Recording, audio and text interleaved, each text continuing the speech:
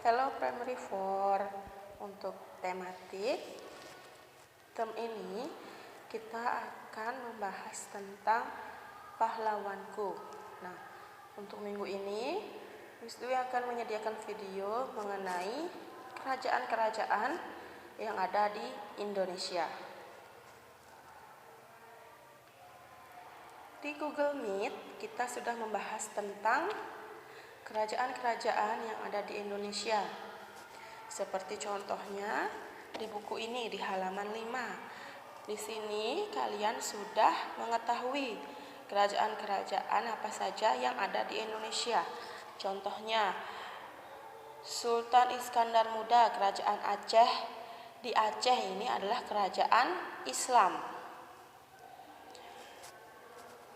Yang kedua, Sultan Hasanuddin atau Ayam Jantan dari Timur, kerajaan Goa Talo di Makassar, ini juga merupakan kerajaan Islam.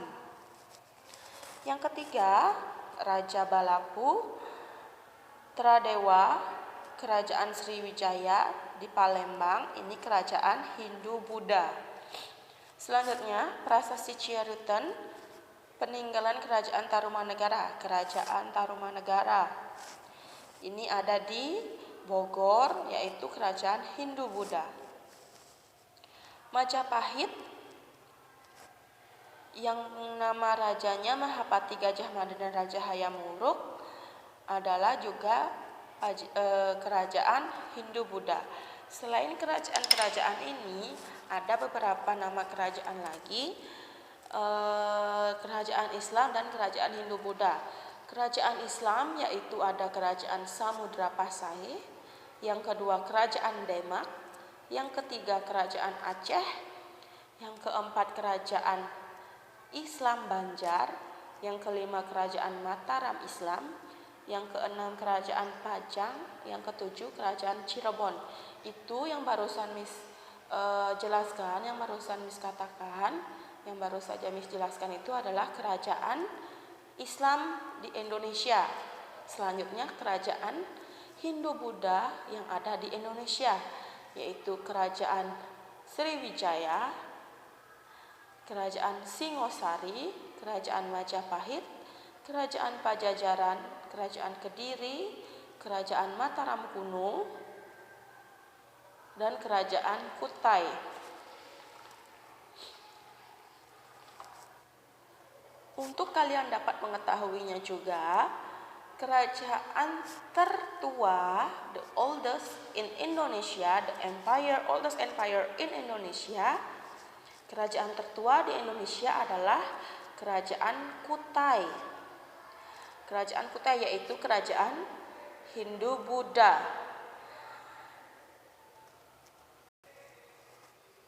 Tadi Miss sudah menjelaskan tentang nama-nama kerajaan Islam dan kerajaan Hindu-Buddha di Indonesia.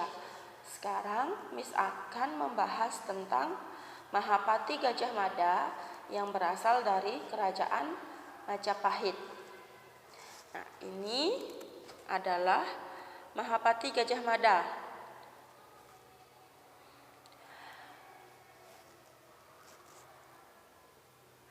Gajah Mada adalah seorang panglima perang dan tokoh yang sangat berpengaruh pada zaman kerajaan Majapahit.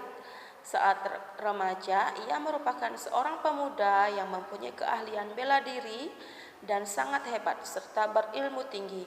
Pada usia 19 tahun, Gajah Mada berhasil menyelamatkan rajanya Prabu Jayanegara.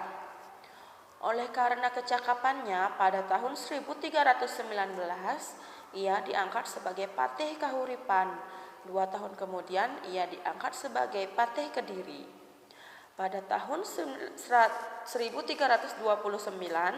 Patih Majapahit yang bernama Aryo Tadah menunjuk Gajah Mada untuk menggantikan dirinya. Gajah Mada menolak menunjukkan itu karena ingin membuktikan pengabdiannya terlebih dahulu kepada kerajaan Majapahit, yaitu menghentikan pemberontakan Keta dan Sadeng. Gajah Mada akhirnya diangkat sebagai Patih Majapahit pada tahun 1334 setelah berhasil menaklukkan Keta dan Sadeng.